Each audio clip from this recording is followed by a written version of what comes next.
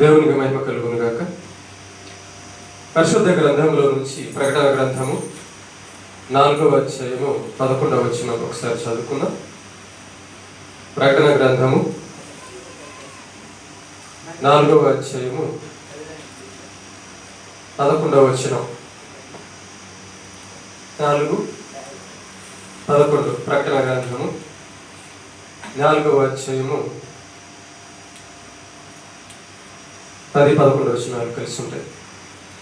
ఆ 24 పెద్దలు సింహాసనమునందు ఆసీనుడై ఉండు వాని ఎదుట సాగిలపడి యుగ యుగములు జీవించుచున్న వానికి నమస్కారము చేయుచు, ప్రభువా మా దేవా, నీవు సమస్తమును సృష్టించితివి, నీ చిత్తమును బట్టి అవి ఉండెను, దానిని బట్టియే సృష్టింపబడెను గనుక నీవే మహిమ ఘనత ప్రభావములు పొంద అర్హుడవు అని చెప్పుచు తమ కిరీటములను ఆ సింహాసనము ఎదుట వేసిరి.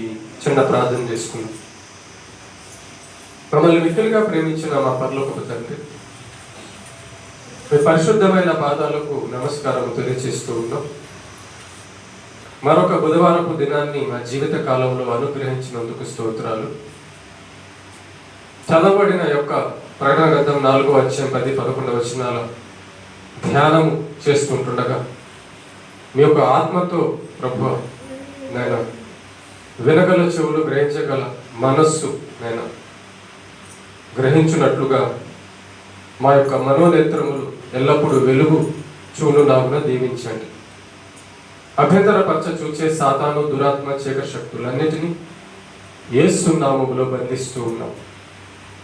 నీవు నిలబెట్టుకున్న నీ పక్షాన్ని నిలబడిన నేను ప్రభువా పాపిని, అయోగ్యుడను, నిష్ప్రయోజకుడను. నీ కృప చేతనే, నీ రక్తము చేతనే ప్రభువా, నీ దయ చేతనే ప్రభు నిలబడి ఉన్నా కనుక ధ్యానిస్తున్న యొక్క వాక్య భాగంతో మాతో మాట్లాడండి. నేను మా అందరికి ఆత్మీయ మేలులు దయచేసి నీవే మహిమ పొందమని మా ప్రభువును నీ ప్రియకుమారుడైన యేసు క్రీస్తు నామములో పరిశుద్ధాత్మ ద్వారా ఈ ప్రార్థన మీ పాదాల దగ్గర సమర్పిస్తున్నాం తండ్రి, ఆమేన్. ప్రేమైన దేవుని పిల్లలారా, పరలోకంలో దేవుని సింహాసనం ఎదుట 24 మంది సింహాసనాలు వేసుకొని కూర్చో ఉన్నారట. ఎంతమంది? 24 మంది సింహాసనాలు వేసుకొని కూర్చోనుంటూ వాళ్ళు సింహాసనంలో ఉన్న దేవునితో అంటున్న మాట ఏంటంటే సాగిలపడ్డారట. యేసు తండ్రి అయిన దేవుని యొక్క సింహాసనము ఎదుట సాగిలపడి నమస్కారము చేస్తూ వారు అంటున్న మాట ఏంటంటే, ప్రభువా మా దేవా, నీవు సమస్తమును సృష్టించితివి. ప్రభువా మా దేవా, నీవు సమస్తమును సృష్టించితివి అంటే మేము ఉన్నాము అంటే నీవు చేసావు కనుక మేము ఉన్నాం. మాకొక తల, మాకు కళ్ళు, మా చెవులు, మా ఉనికి, మేము చూడగలుగుతున్నాము, వినగలుగుతున్నాము, మాట్లాడగలుగుతున్నాము. అసలు మేము ఉన్నాము అంటే నీవు మమ్మల్ని చేసావు కనుక మేము ఉన్నాం. అలాగే ఈ సృష్టి అంతా కనబడుతుందంటే సృష్టిలో ఉన్నదంతా కూడా నీవు చేసావు కనుక అవి ఉన్నాయి, మేము ఉన్నాము అంటూ నీ చిత్తమును బట్టి అవి ఉండెను.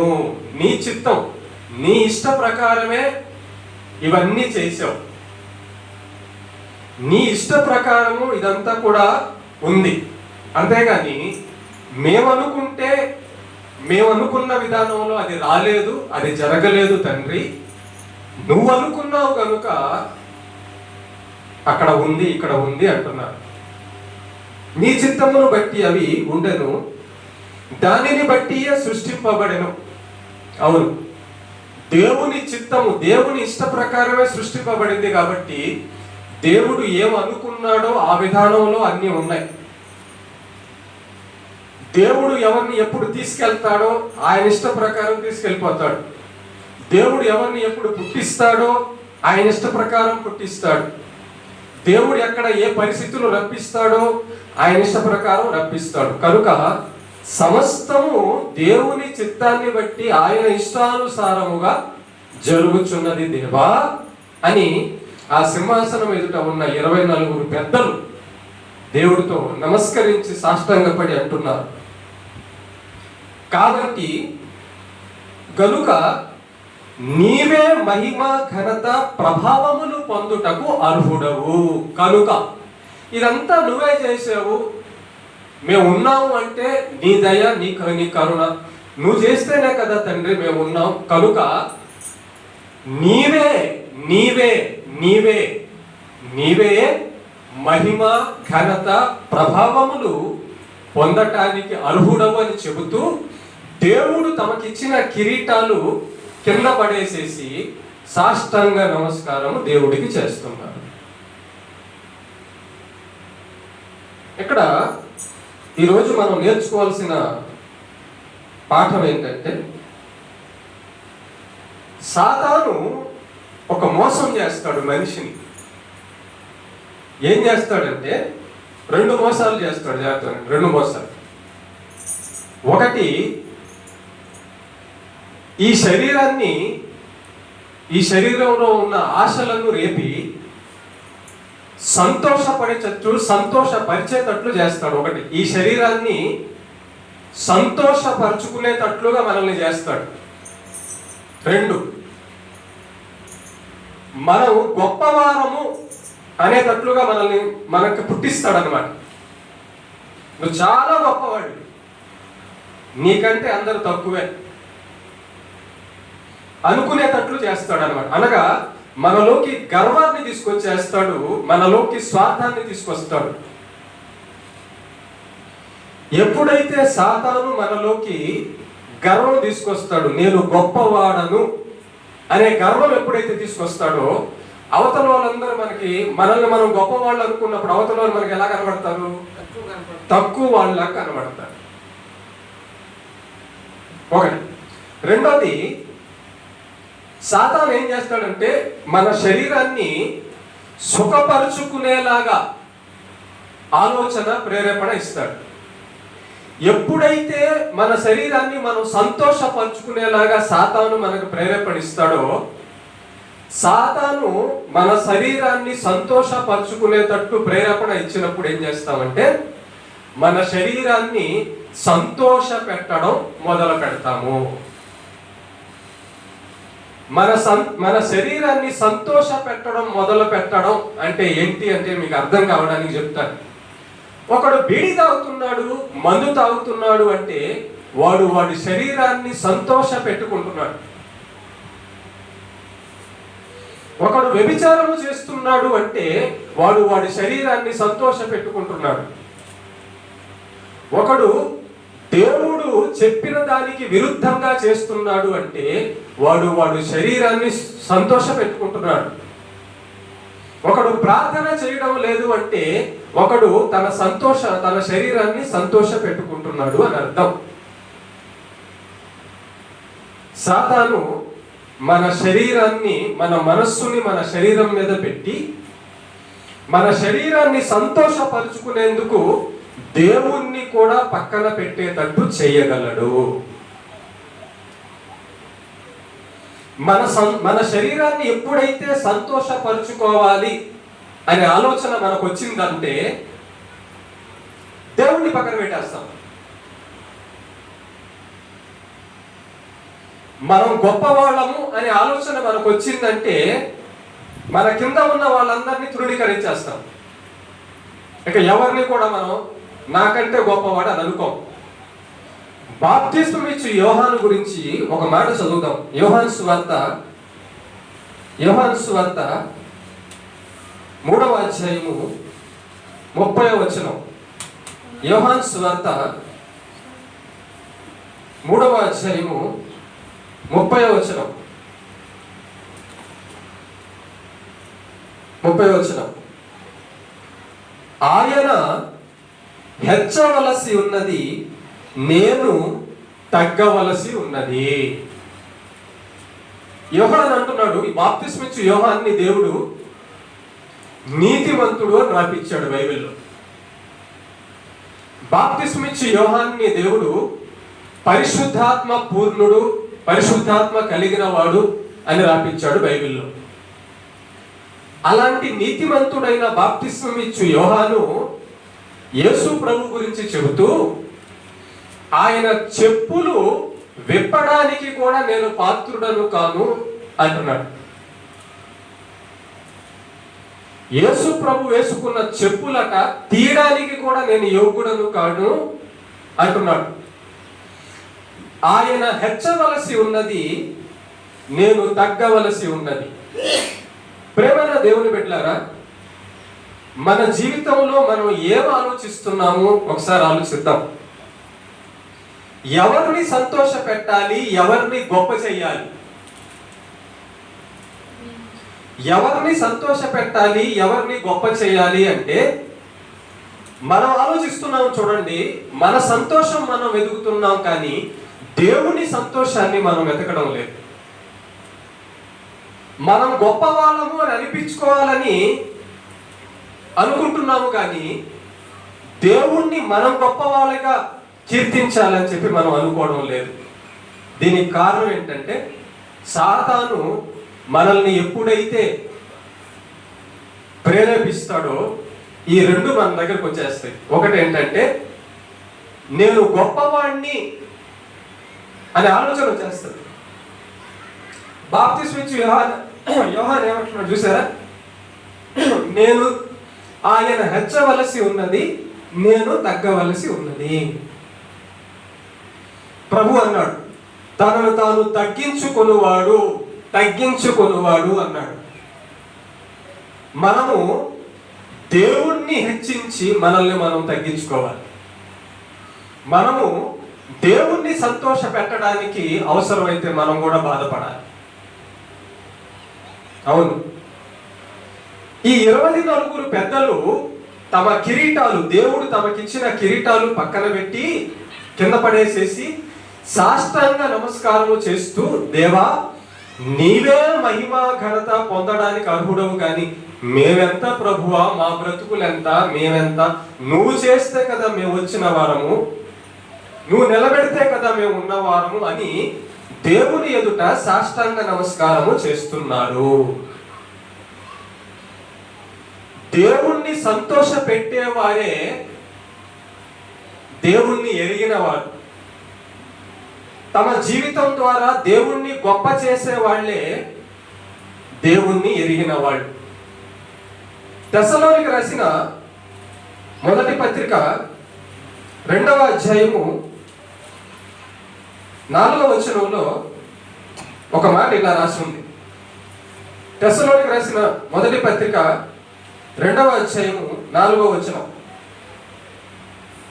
సువార్తను మాకు అప్పగించుటకు యోగ్యులమని దేవుని వలన ఎంచబడిన వారమై మనుష్యులను సంతోష పెట్టువారము కాక మన హృదయమును పరీక్షించు దేవునినే సంతోష పెట్టువారమై బోధించుచున్నాము. అపోస్తలులు ఎలా బోధించారంట అంటే, చాలా మంది ఏం చేస్తారంటే, మన ఎదుట ఉన్న వారు సంతోషపడాలని వాళ్ళకి జోకులు, పిట్టకథలు, నవ్వింపులు చేస్తుంటారు. మీరు నవ్వి వెళ్ళిపోతే మీకేమో లాభం వస్తుంది? సినిమా హాల్లో కూడా నవ్విస్తారు కదా, అక్కడికి వెళ్తే సరిపోద్దిగా నవ్వడానికైతే. దేవుని మందిరం వద్దకు, దేవుని వద్దకు మనం ఎందుకు వచ్చాము అంటే, మన జీవితాలను సరి చేసుకోవడానికి వచ్చాం.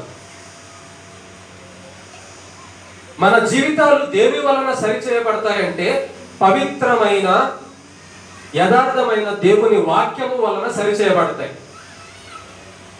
అపోస్తలులు అంటున్నారు, మేము మనుషులను సంతోష పెట్టడానికి బోధించడం లేదు.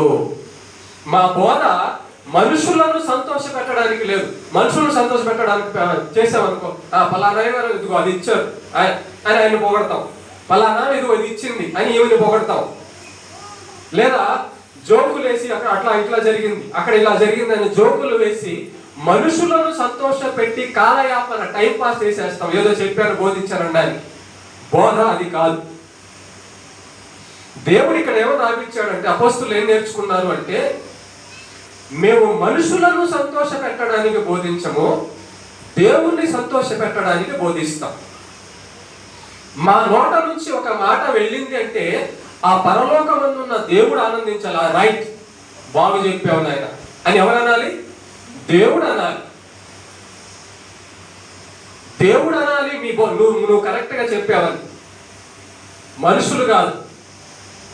అపోస్తులు అంటున్నారు, మేము మనుషులను సంతోష పెట్టే బోధ చేయడం లేదు, దేవుణ్ణి సంతోష పెట్టే బోధ చేస్తున్నాము.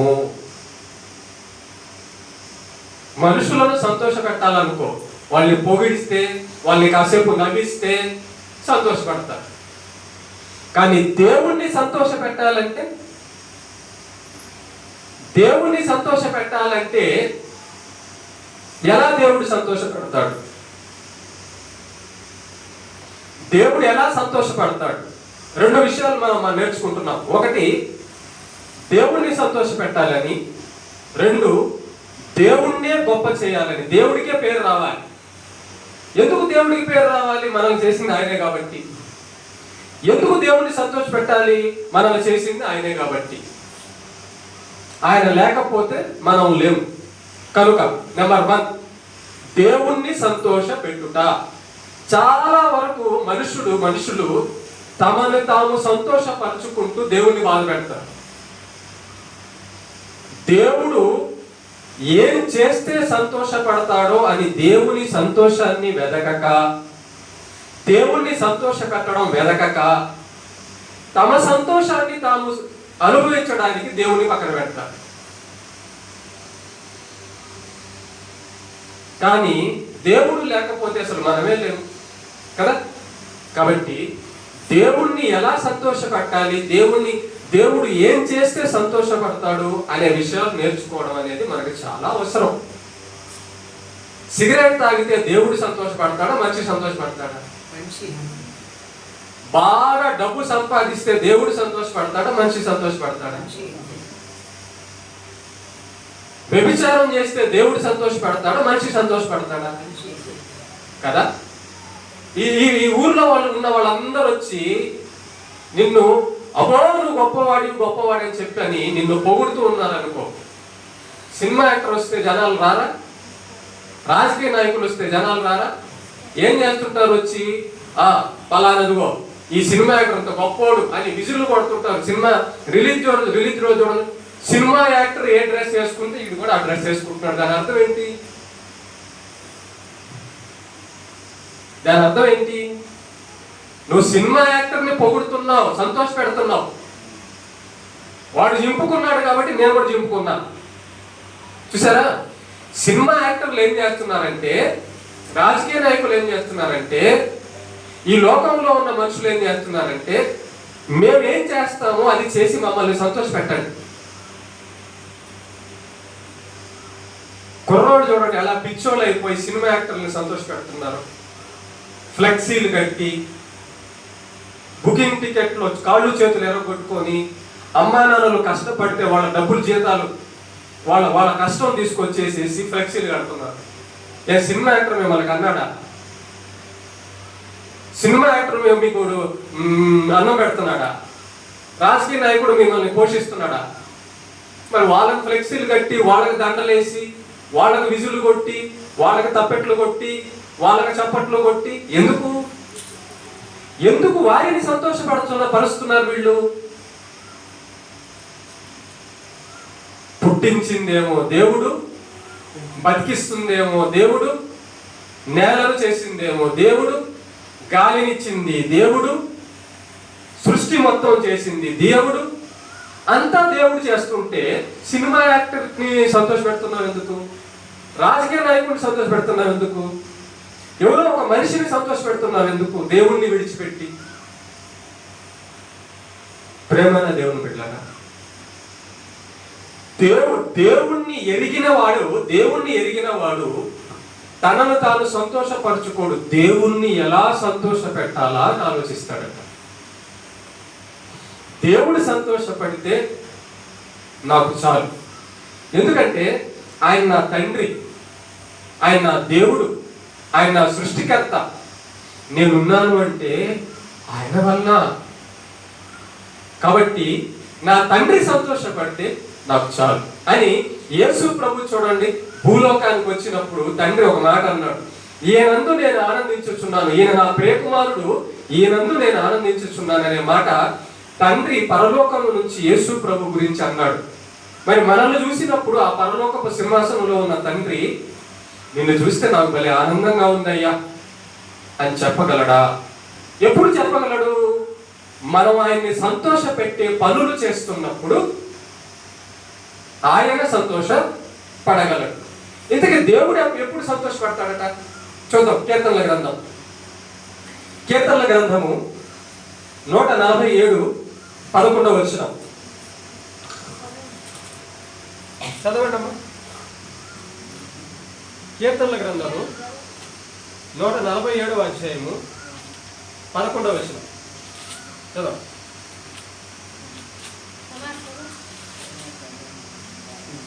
147వ అధ్యాయము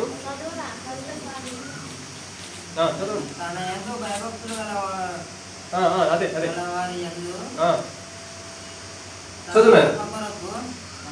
తన యందు భయభక్తుల గలవారి యందు తన కృప కొరకు కనిపెట్టు వారి యందు యెహోవా ఆనందించువాడై ఉన్నాడు. చూసారా?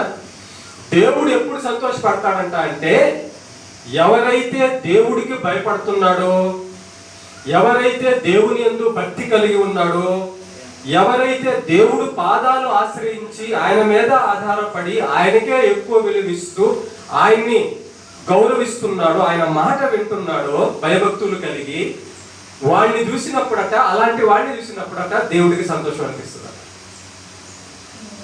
చూసారా? కాబట్టి దేవుడు భయభక్తులు గల వారిని చూసి సంతోషిస్తాడు. దేవుణ్ణి సంతోష పెట్టాలనుకున్నవాడు భయభక్తులు కలిగి ఉంటాడు. దేవుణ్ణి సంతోష పెట్టాలనుకున్నవాడు దేవుణ్ణి బాధ పెట్టడు, తాను బాధపడేనా దేవుణ్ణి సంతోష పెడతాడు.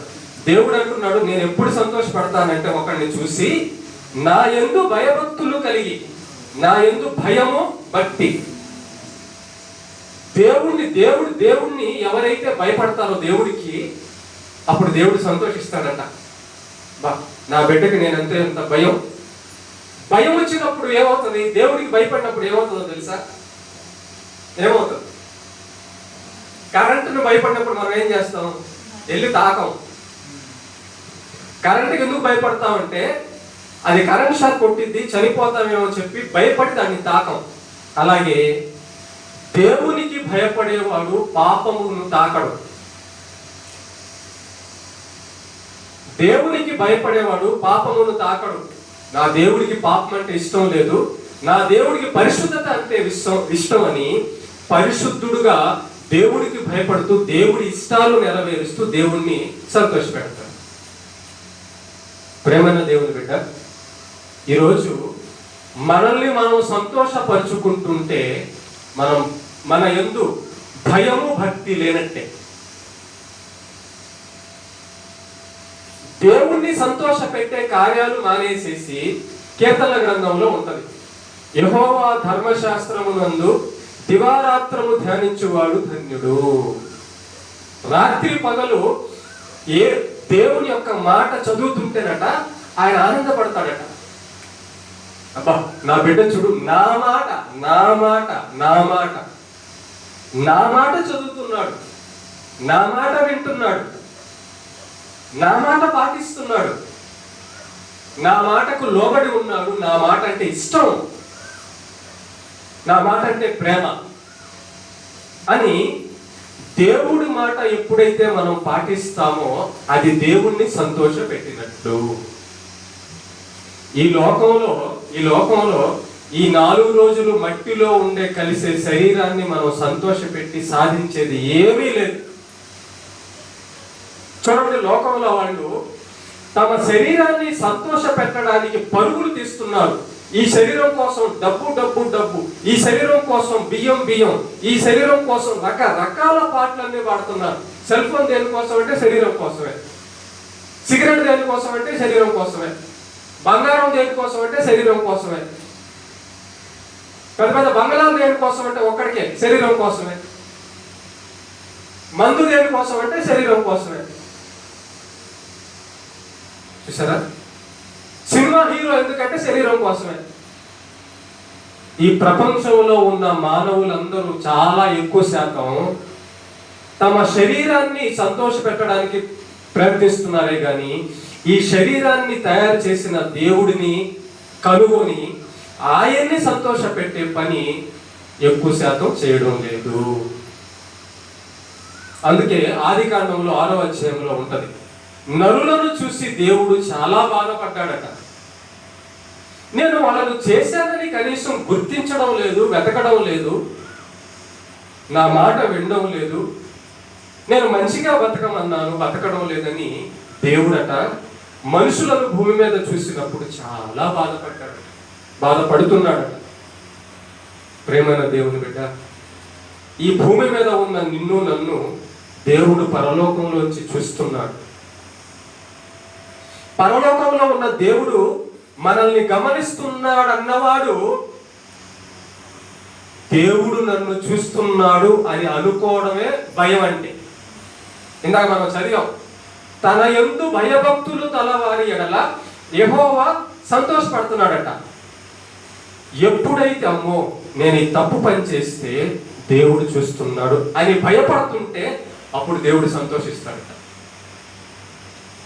నేను దేవుడు బాధపడే పని చేయకూడదు అని ఎవరైతే అనుకుంటారో, ఎవరైతే చేస్తారో వాళ్ళను చూసినప్పుడట దేవుడు సంతోషిస్తాడట. ఈ లోకంలో దేవుణ్ణి సంతోష పెట్టడానికి మనం దెబ్బలు తిన్నా, దేవుణ్ణి సంతోష పెట్టడానికి మనం నష్టపోయినా, దేవుణ్ణి సంతోష పెట్టడానికి మనం ప్రాణం పోగొట్టుకున్నా ఏమి నష్టం లేదు. ఎందుకంటే తిరిగి మనల్ని ఆయన మళ్ళా బతికిస్తాడు. కానీ ఈ లోకంలో మన సంతోషం మనం వెతుక్కున్నాం, దేవుణ్ణి వదిలేసి అనుకో, ఇక చనిపోయిన తర్వాత దిక్కెవరు? మనకి దిక్కెవరు? ఎవరు ఉండరు. కనుక కీర్తన, అదే కీర్తన 37:23 చదవండి ఒకసారి. 37వ అధ్యాయం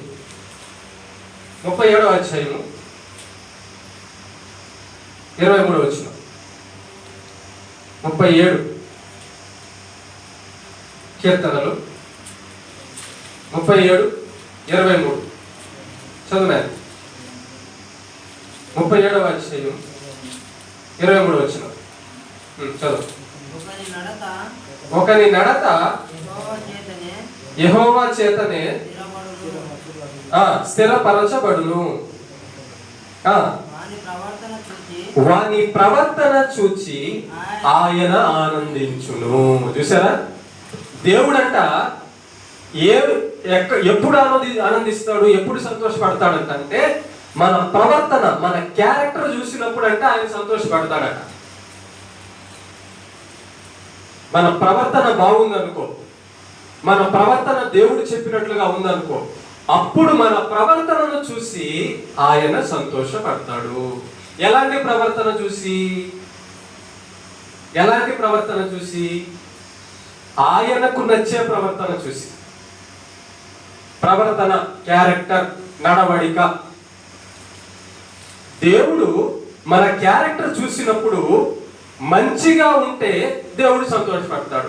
అదే దేవుడు మన క్యారెక్టర్ చెడుగా ఉన్నప్పుడు మన క్యారెక్టర్ని చూసి మన విషయంలో సంతోషిస్తాడా, బాధపడతాడా? బాధపడతాడు.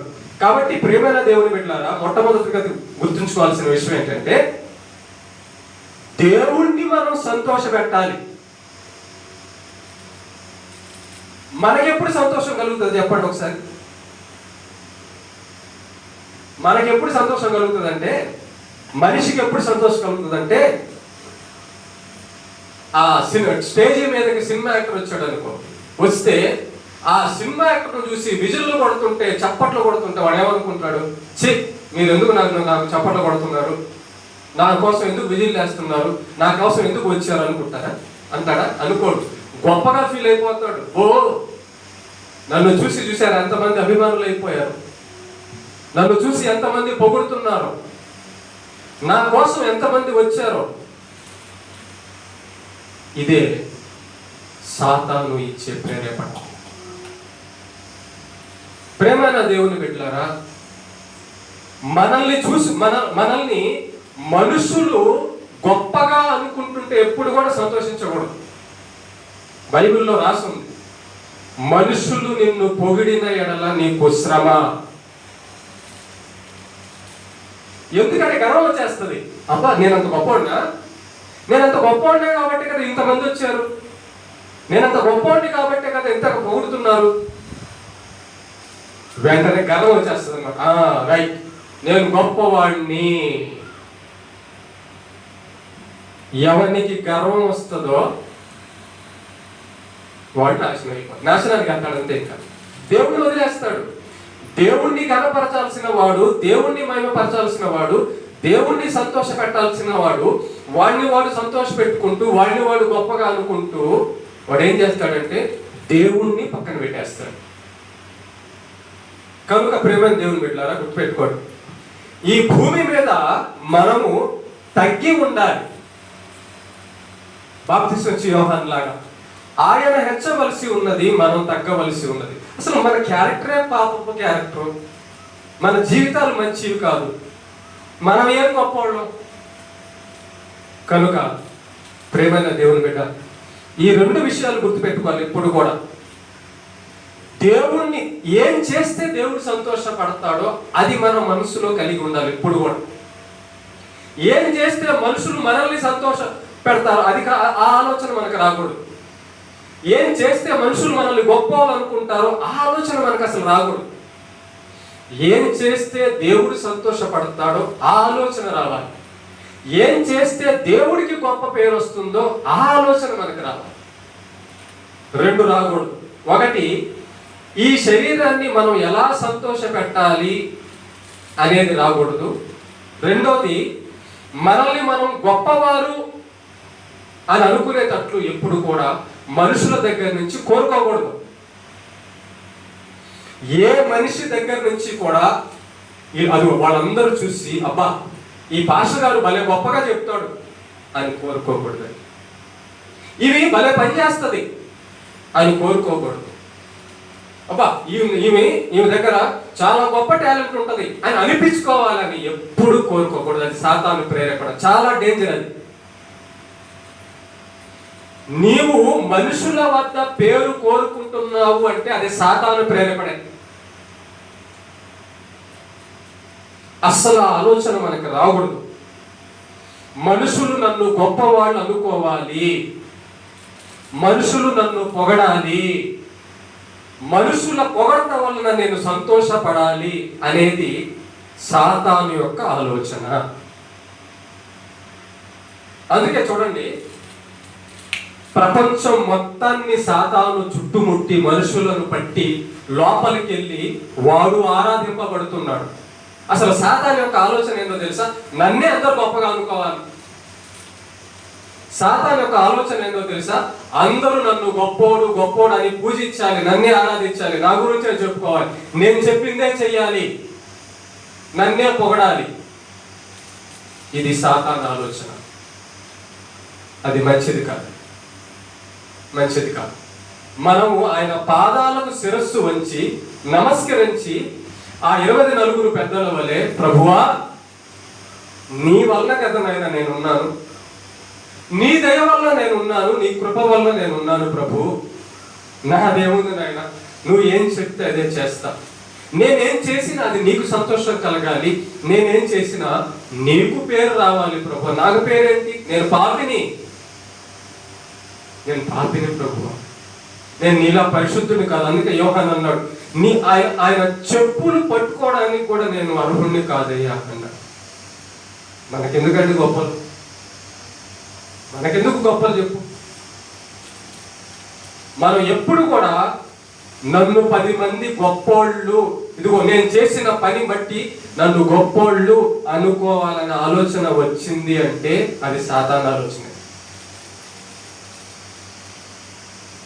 మనము మనుషులను బట్టి చేయకూడదు. ఎప్పుడు కూడా మనకు పేరు రావాలని ఎప్పుడు చేయకూడదు.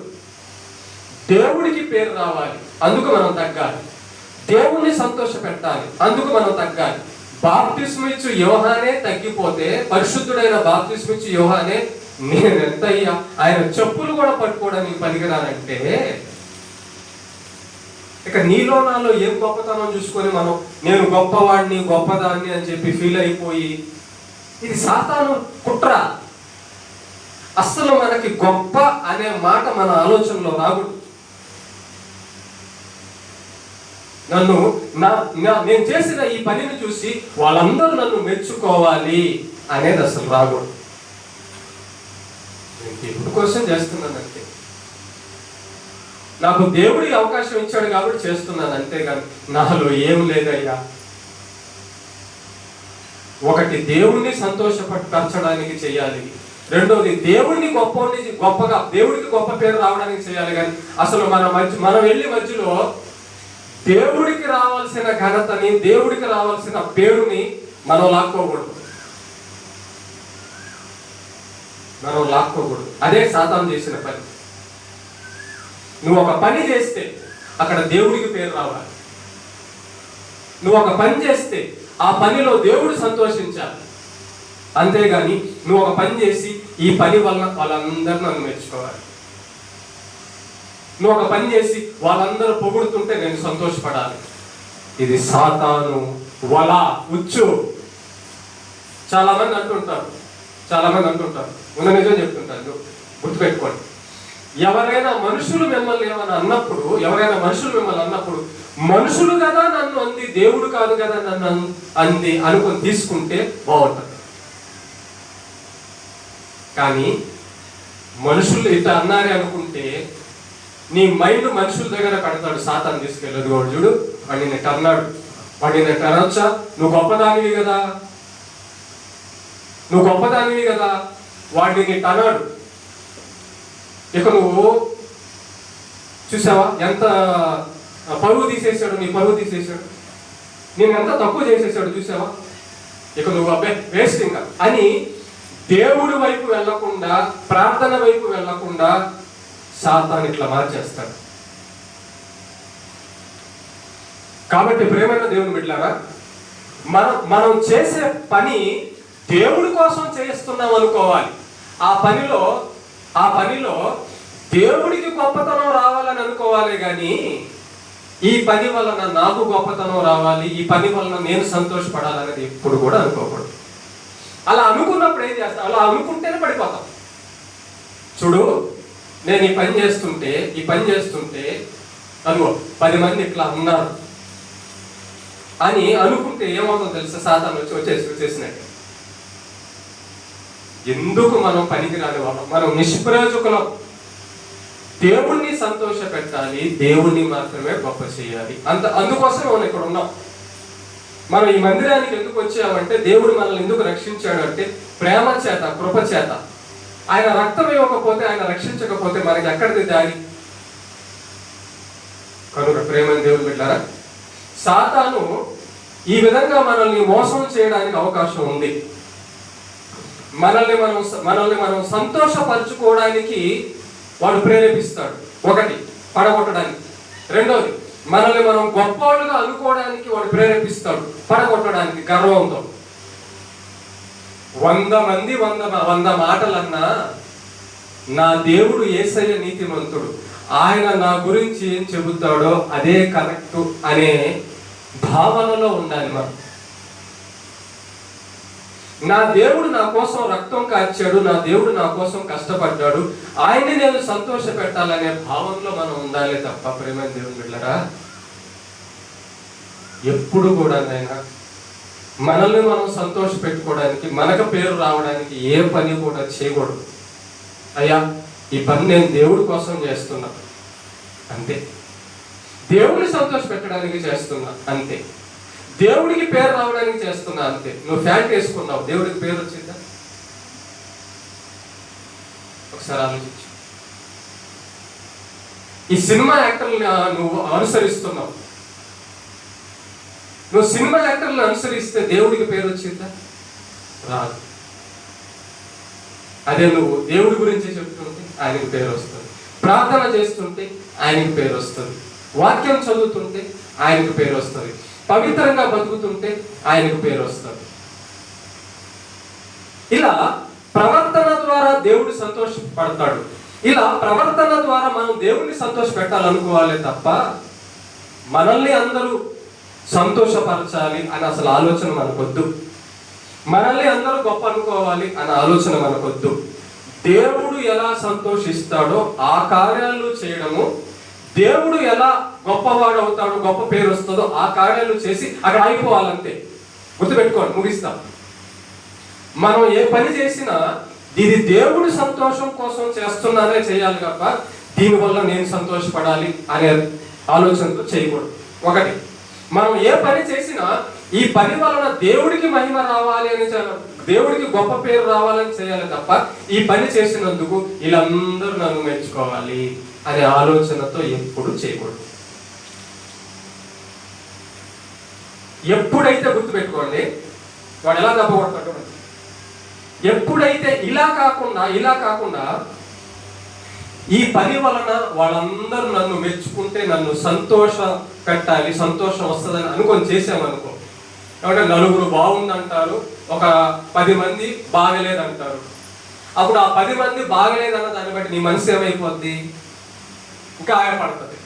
గాయపడించే వాళ్ళట్టన్నారని మనసు చెడిపోతుంది. ఈ మనసు చెడిపోతే నీ ఆరోగ్యం చెడిపోద్ది.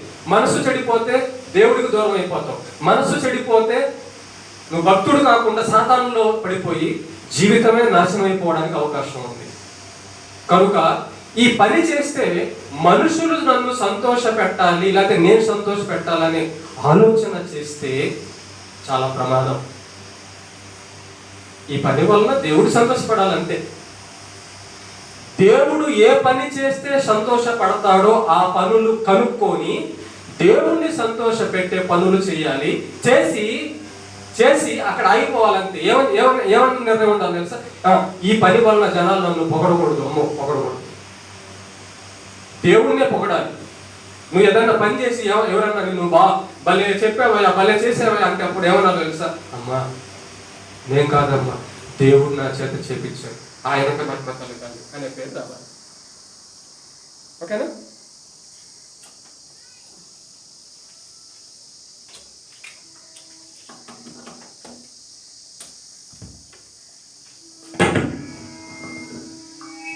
స్తోత్రం.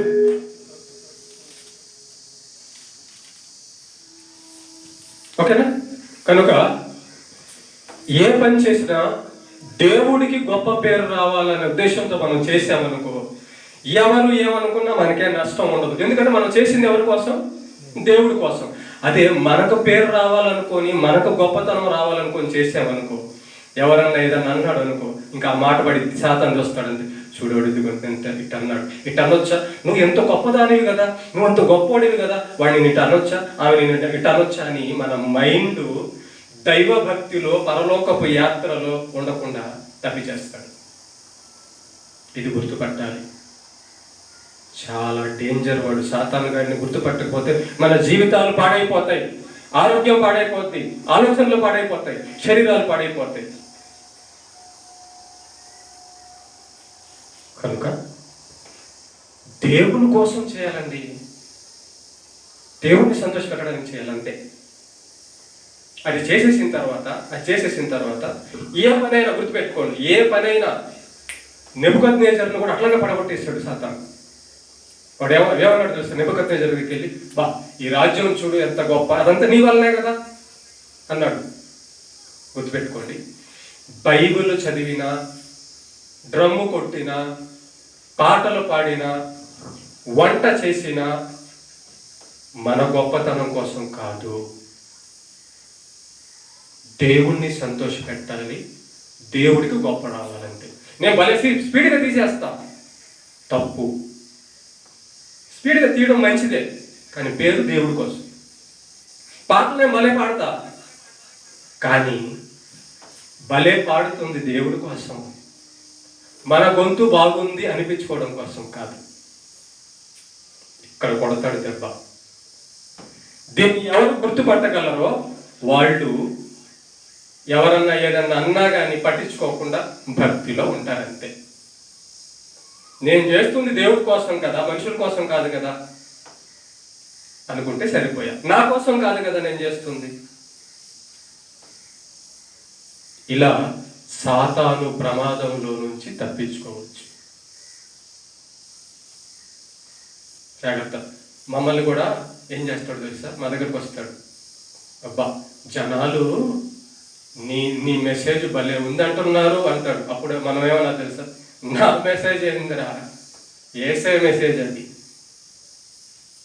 పరిశుద్ధాత్మ మెసేజ్ అది, నా వాక్కు కాదు. ఈ బైబిల్ లేకపోతే నేనెక్కడ, ఆయన లేకపోతే నేనెక్కడ, లేదు. కనుక ప్రేమైన దేవుని బిడ్డలారా, ఎప్పుడు కూడా మన సంతోషాన్ని మన గొప్పని తొక్కొద్దు. ఏ పని చేసినా దేవుడే సంతోషపడాలి, ఏం పని చేసినా ఆయనకే మహిమ రావాలి. ఓకేనా? దేవునికి మహిమ కలుగును. ఆపేనా?